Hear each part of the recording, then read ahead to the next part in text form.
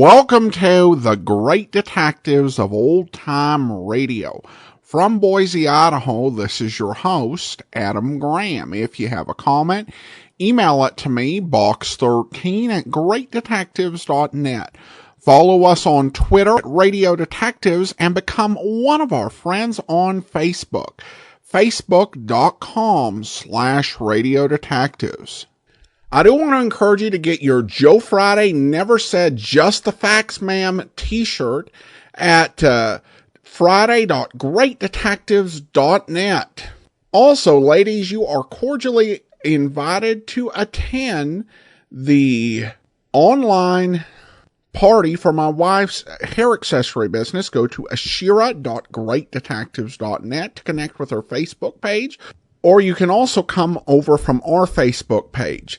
The party is coming up this next Tuesday, June the 11th at 7 p.m. Mountain Time. If you're not able to attend the party and would like to purchase some accessories, you can go to her website. It is www.lilarose, and that's Lilla Rose, ROSE.biz, /Ashira, ASHIRA. That's lilarose.biz/Ashira.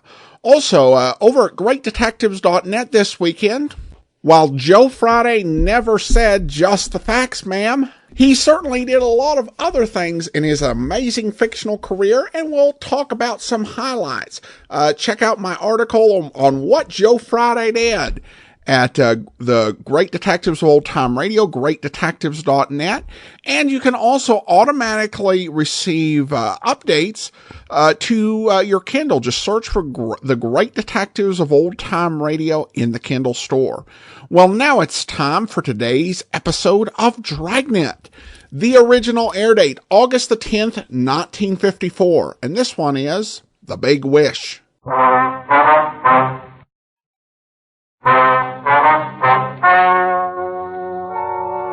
Ladies and gentlemen, the story you are about to hear is true. The names have been changed to protect the innocent. Dragnet.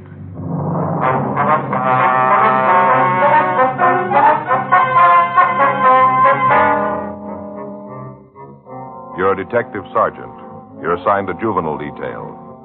A narcotic ring has been supplying drugs to the teenagers in your city. There's no lead to the identity of the key people in the operation. Your job, find them.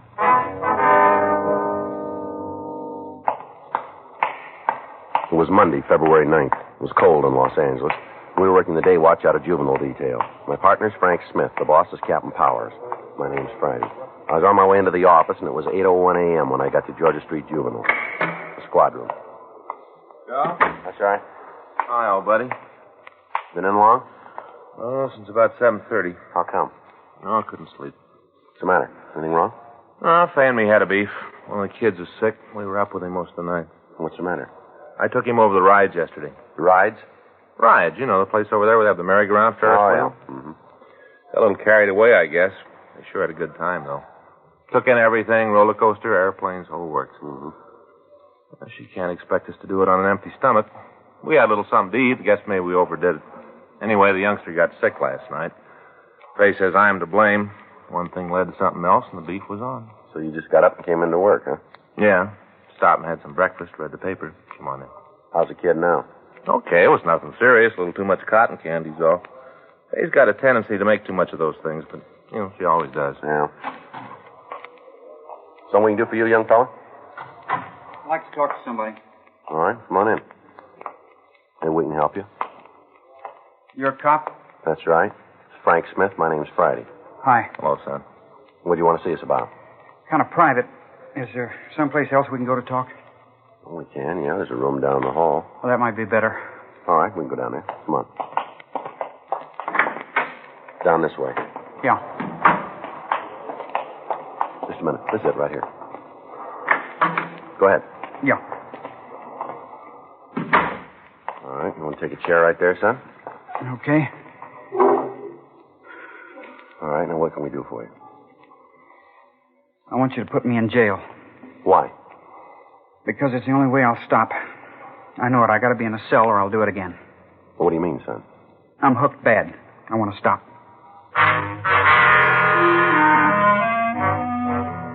He was a nice-looking boy, well-dressed and clean. He looked like he was in his late teens. He asked us to put him in a cell. There was an intenseness in his eyes that showed that he was serious. Frank and I questioned him further. What's your name, son? John Coulter. You spell the last name for me? Colter. How old are you? 17. Where do you live, son? You have to have that? Hasn't got anything to do with why I'm here. Oh, we'll have to have it, son. 1896 Dillon Street. Is that in L.A.? Yeah. How big a habit do you have, son? I'm using 4 a day. How long you been hooked? A year, a day before yesterday.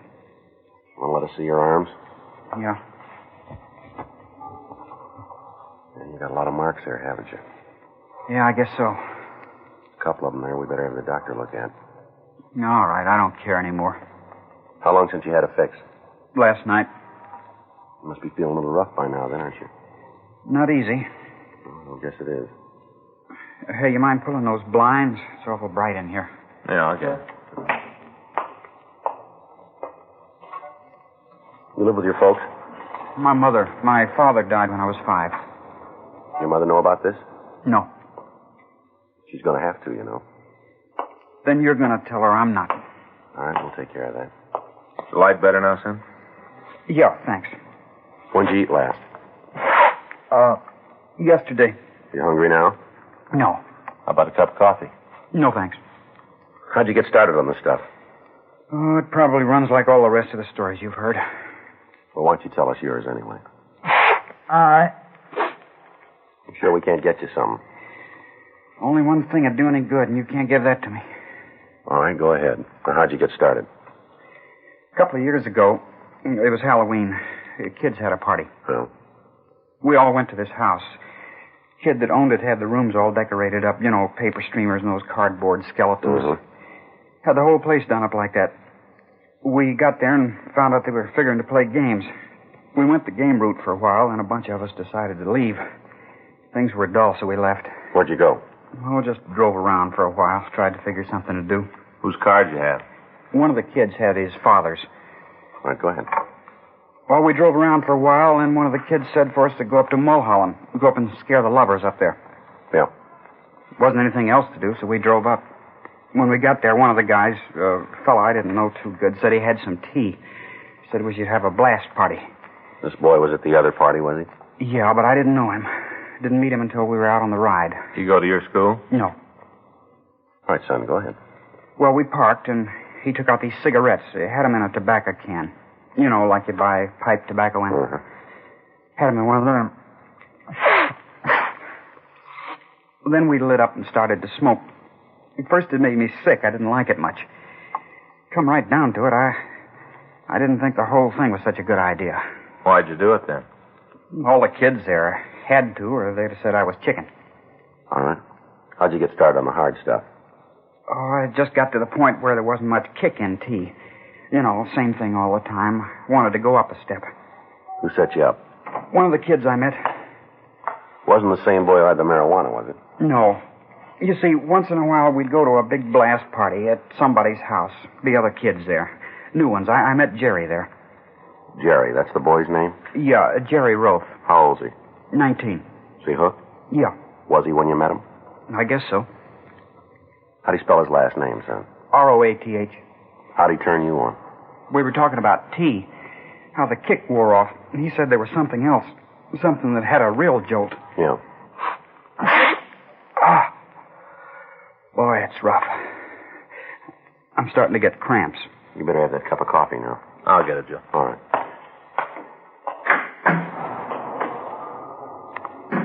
Feel pretty rough, don't you, son? Yeah. It's a good thing I'm here. I'd start looking for a connection. Did you take your first shot of heroin the night you met this Roth kid? Yeah. We went outside to his car. He had a fit there, and he cooked up a fix. He took one, then I tried it. What happened? Never got so sick in my life. Thought I was going to die. Figure what's happened since then might have been a good thing. How you been supporting your habit? Only a couple of ways. You steal or you start pushing yourself. Which way do you go? Both. What'd you steal? Anything I could sell.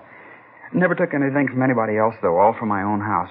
Most of the stuff was given to me. Rings, my watch, whatever I could raise a buck on. What'd you get rid of it? Around the school. Couldn't go near a pawn shop, but the kids didn't care as long as they got a bargain. Sold my old man's watch for $3. 17 jewels, solid gold, $3. What were you pushing? T, H, anything. I'd buy the H and then cut it myself. You don't have to do that many times until you got a couple of extra caps. That took care of me for a while. Yeah. Pretty soon there was never enough. Got so as I was always looking forward to the next fix. When'd you start mainlining it? I chippied with the stuff for a couple of months. Skin pops. Then that wasn't enough. Started in the arm. When'd you find out that you were hooked, son? Do you remember? About a year. Took a while, huh? I figured it would never happen. Thought I could beat it. Turn it off when I wanted to. Didn't work out that way. Didn't you know you had it bad when the charge went up? Not really. I still thought I could quit when I wanted to. Just never seemed to get that far. Kept putting it off. Guess if I figured I could start the next day, it didn't matter much. Time I decided to quit, I couldn't. Here's your coffee, John. Brought one for you, too, Joe. Thanks. Hot. Try to get it down. It'll make you feel a little better. Yeah.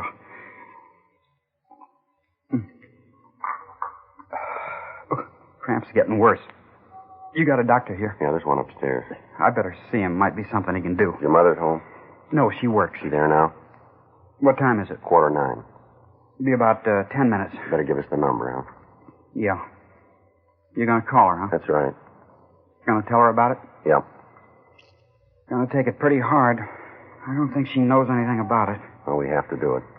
I guess so. Tell her how there's a cure, though, huh? She's going to be pretty scared. How do you mean?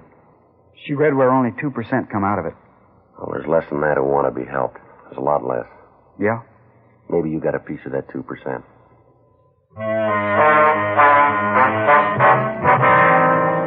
8:57 a.m. The boy was taken up to see the doctor on duty at the receiving hospital. At a couple of minutes after 9, we put in a call to the firm where his mother was employed. We talked to the personnel manager, and he said he'd have Mrs. Calder call us. A few minutes later, the phone rang, and we talked to the woman. We told her briefly what had happened and asked her to come right over to the office. At 9:25 a.m., the door to the squad room opened, and a tired-looking woman who looked to be in her late 40s or early 50s entered. She identified herself as Nora Calder and asked us what had happened to her son. He's upstairs right now, Miss Calder. The doctor's looking at him. You tell me he's been using narcotics. That's right. Is that what he says? Well, he's admitted it to us. Is he all right? Well, we think so. He's got an infection on his arm caused by a bad needle. But it's going to be all right. That's right. You have a cigarette, Sergeant? Yeah. There you are. Thanks. Help yourself. Here's the light. I guess I should have known it'd be something like this. Beg your pardon? I should have known. Had to show up someplace. I don't think I understand, Miss Calder. There's a trouble spot in them all, Sergeant, all of them. This is Johnny's. If you don't think I'm saying this personal to you, it's just what I've seen in the years I've gone around. Trouble spot in all men. Did you know your son was using heroin? No, I didn't have any idea. Well, according to what he told us, he's been hooked for over a year. You must have noticed something, didn't you? You used the word hooked. I'm afraid I don't understand that kind of Oh, talk. I'm sorry. I mean, he's been an addict for that long. Sergeant, I've been working for a long time. Ever since Johnny's father died. I worked before then. When I get home after standing on my feet all day, I got a few more important things to do than wonder what he's doing. All I can do is just drag myself down to the factory every morning. Yes, ma'am. Always something. Bills to go over. Decide who's going to have to wait this month. Clothes to wash and iron. Time I just get the things done that have to be taken care of. That's all I can do to climb into bed before I pass out. All right, Miss Calder, we understand. I wonder if you do. How's that? I said I wonder if you do understand. Have you ever raised a boy by yourself? No, ma'am. I have. Believe me, it isn't easy. Since 11 years ago, I've been a mother and a father both to Johnny. I always knew there'd be something that'd blow up. I knew it because he's just like his father, exactly like him. I'm 35 years old. 35, and for the past 17 years, I haven't had a minute of happiness. Yes, ma'am. Anything we can get for you, Mrs. Calder? No. Only thing I want is a little happiness. It seems like there just isn't going to be any of that while I'm on this earth. I'm sick, Sergeant. I'm old and I'm sick, and I can't go through any more of this. Your boy's pretty sick, too. Yes. I know all about that, too.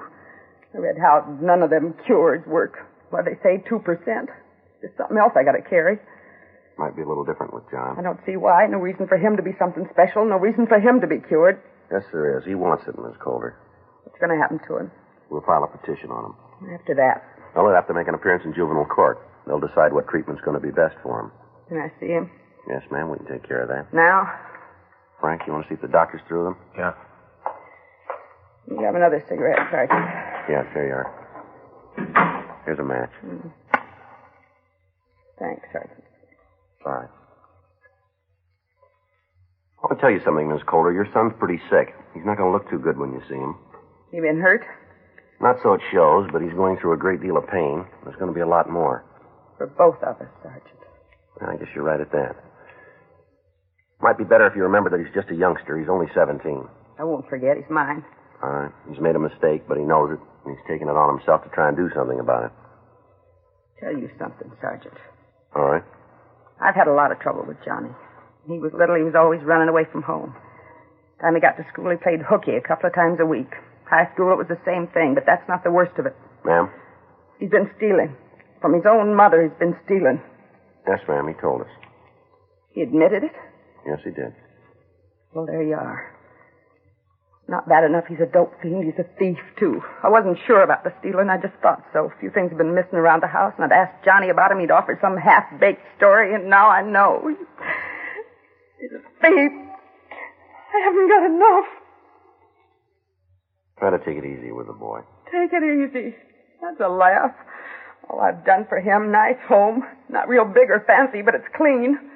We've got a kind of closet, sort of, nice and big with a window. Got that all fixed up for Johnny, airplane pictures on the walls. The best I could do. We eat good. Never gone hungry. Lord knows I have, but he hasn't.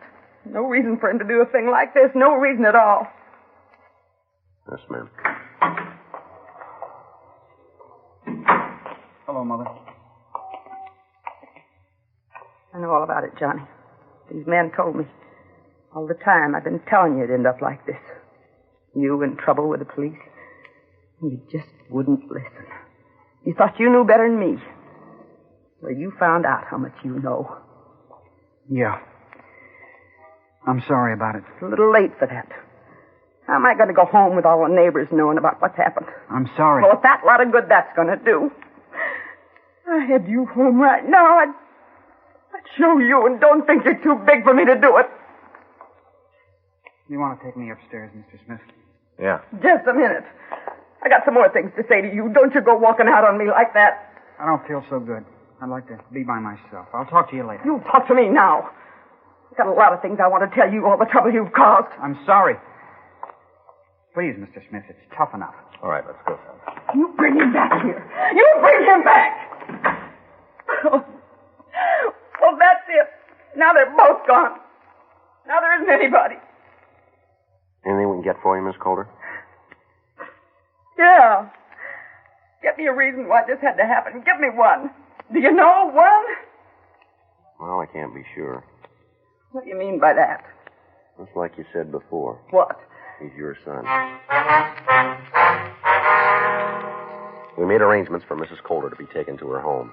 That night, John Calder was kept at Georgia Street Jail. The next morning, we filed a petition on him. We had one of the doctors at the county hospital talk to Mrs. Calder, and he finally convinced her that her son would get proper treatment at one of the state hospitals, and she signed the necessary papers. For the next 3 days, the boy had it pretty rough. If the novice drug user had the opportunity to witness a patient going through withdrawal pains, the majority of drug traffic would be brought to a halt. Because of the sincerity of the Calder boy, Frank and I spent as much time as we could spare with him while he was going through the symptoms. He complained of violent headaches and stomach cramps, the usual things. He was unable to keep any food down. His eyes watered constantly, and for 72 hours he was in a state of constant violent pain. On the 4th day, he began to recover. He was able to take some warm beef broth and apparently was on his way to being physically well.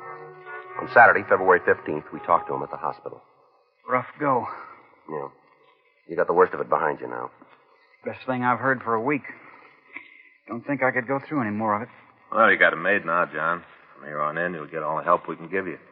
Well, you guys have done a lot already. A couple of times there, I think I would have gone off my rocker if I hadn't been able to talk to you. Well, that's what we're here for. Hey, either one of you got any gum? Yeah, sure. Here's some. Jumpy. You gotta do something to calm down.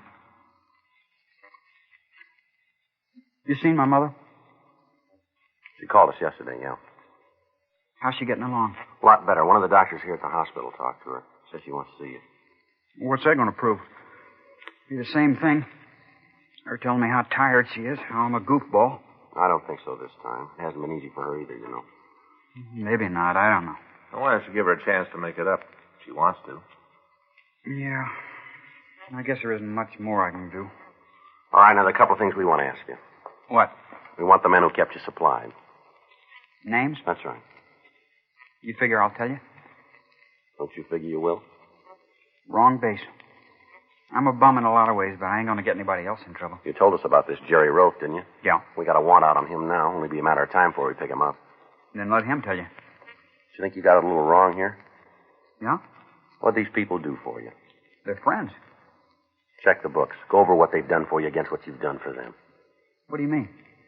You're a big boy. Figure it out for yourself. You know, they tell us there's an estimated 25,000 narcotic users right here in Los Angeles, and a big part of them are kids. Reed's good. Figures always help. I know you remember something else, youngster. You came to us and you asked for help, didn't you? You walked into the office, you said you were in trouble. We're not trying to steal a plea or sound like big men, but when you said you wanted help, we didn't ask you if you could afford it. We didn't care. Now, if these people are such good friends, why didn't you go to them? I'll tell you why you didn't. Because you were scared. You knew what had happened if you walked up to them with empty pockets. You knew they'd spit right in your face. They're your buddy as long as you can pay for it. As soon as you're broke, they never met you, did they? Loyalty's fine. It's a good thing. People could use a lot more of it, but turn it around, son. You've stolen things from your own family to support this habit. Now, how loyal have your friends been when you haven't had the price of a cap? How quick did they come through for you then? You know what it's like in here. You've had it bad. Any of your friends been around to see you? Any of them been willing to hold your head while your insides fell out? Now, we asked you a question. We don't really need the answer from you. We'll pick up the people who did this. We'll reach every one of them, from the mule that sold you that first cap to the guy who's been bringing the stuff right into the country. We just figured you'd like the chance to help out the other 25,000. I guess we had it wrong, didn't we?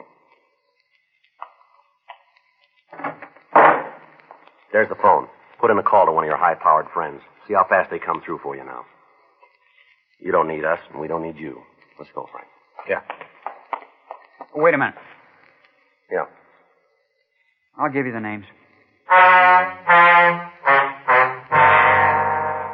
We talked to the boy for another hour and a half. During that time, he gave us as much information as he could on the operation of the narcotics ring. He supplied us with the names, dates, times, and places. However, he could only go so high in the organization. Frank and I went back to the office and we called narcotics detail. We talked to Sergeant Roxy Lucarelli and his partner, Steve Broadhurst. We filled them in on what had happened and gave them a list of the names we had. The roundup of narcotic salesmen started. Inside the next 24-hour period, 14 men and women had been taken into custody. Each one of them was interrogated, but they either didn't know the name of the key man in the operation or they refused to tell us. They were all booked on various sections of the state narcotics code. On Wednesday, February 18th, we received word that Jerry Roth had been picked up in a washroom in Pershing Square. Frank and I went over to the main jail to talk to him. All right, get it over with. We want one thing from you, Roth. Yeah? The name of the wheel. I don't know what you're talking about. Roll up your sleeves, boy.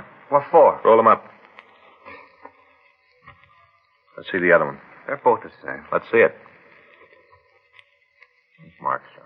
What's that proof? That you're left-handed. When'd you have your last fix? Who says I use the stuff at all? All come off it, Roth. We got you and you know it. I don't see where it says that. How old are you? You got the record. Look it up. You're a big talker, aren't you, son? I live that way, too. Well, you're just taking a little drop, kid. Yeah, you won't keep me here for more than 12 hours. Don't make book on that. Well, I got a lot of friends in this town. They'll get me out. You keep believing that. We put a hold on you when we came in. What's that mean? It means you'll be dropped into an ISO cell. There isn't going to be anybody who can talk to you without us knowing about it. Everybody comes near you is going to be checked back to the time they were born. And what's that going to prove? We'll get to the wheel. You talk loud, cop, but I got trouble with my ears. All right, you sit right with it, kid. You'll be screaming for us to talk with you. Yeah, sure. Keep believing it, because I'll give you one thing free. Yeah? Next time we're here, it'll be to listen. Jerry Roth was returned to his cell, and Frank and I went back to the investigation. For the next 2 days, we kept a constant check on the suspect. During that time, nobody had attempted to see him or talk to him. Saturday, February 21st, we got back to the office from lunch. Want to check the book? Yeah. Anything? Yeah, we're supposed to call the main jail. Roth probably wants to talk. Huh? Well, we might have tried to spring him. Yeah.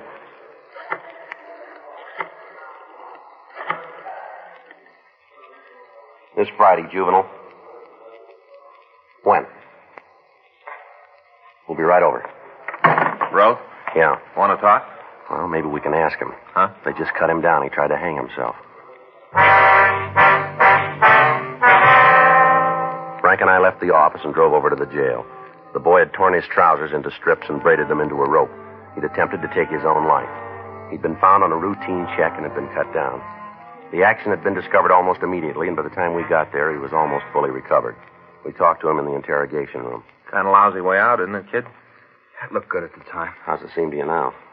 I made a mistake. How do you feel? Pretty lousy. You want to give us the name? What kind of protection do I get?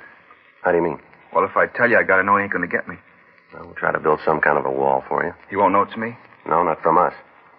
All right. His name's Pollard Zern. You want to spell that? Yeah, Z-E-R-N-E. He the top man? Yeah, I built the whole thing. Did he bring this stuff into the country? Yeah, Sergeant, he's got a boat. He tells people he's going fishing for albacore. Was he bringing it in from Mexico? Yeah, I've been with him a couple of times. He lands the boat at the beach down there, makes the contact, and then comes home. Hides the stuff and fish. Got the idea from an old movie. That way, if they look the boat over, chances are they won't find it. Nice setup, huh? Yeah, it sure worked good for him. Yeah. He made a mint, got a big house, drives a new car, got everything he wants. He just sits back and pulls a handle, jackpot every time. No, not this time. Huh? He just turned a lemon.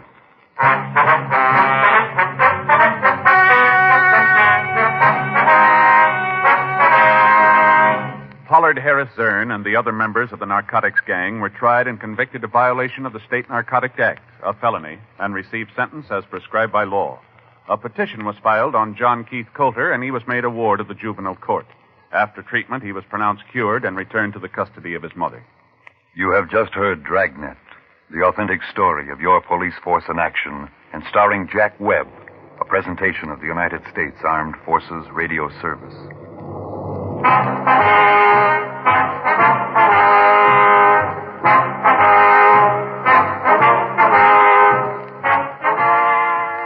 Welcome back. Well, a really powerful episode. I think they did a great job dramatizing the challenge of quitting and how hard it is and the withdrawal symptoms.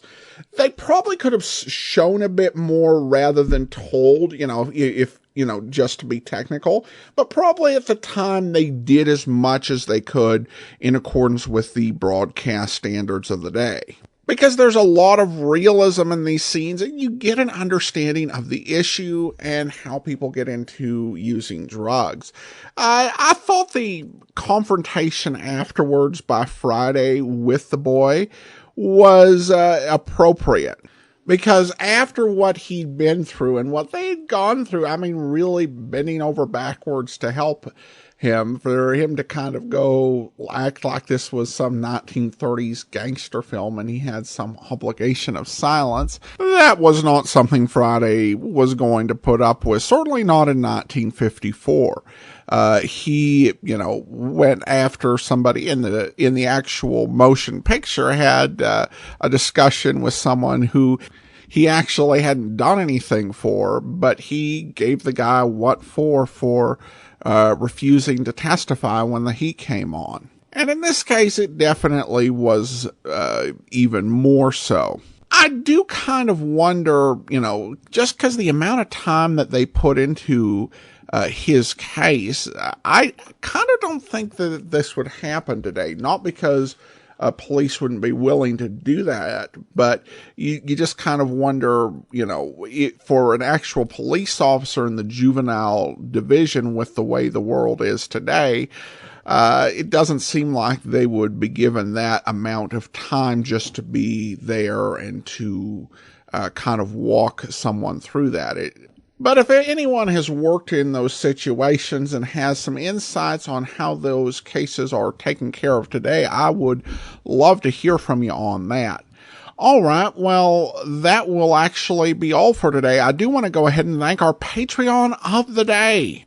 And thank you so much to Keith. Keith has been one of our Patreon supporters since February of 2017. He's currently supporting us at the Shamus level of $4 or more per month. Thanks so much for your support, Keith. And join us back here tomorrow where we will begin a week of Dragnet programs to celebrate the 70th anniversary of the first broadcast. We'll be bringing you a special episode on Sunday, and then we will be back here next Saturday with the last of our celebratory episodes. So a lot of Dragnet coming up in the next week. In the meantime, send your comments to box13@greatdetectives.net. Follow us on Twitter at Radio Detectives and become one of our friends on Facebook, facebook.com/Radio Detectives. From Boise, Idaho, this is your host, Adam Graham, signing off.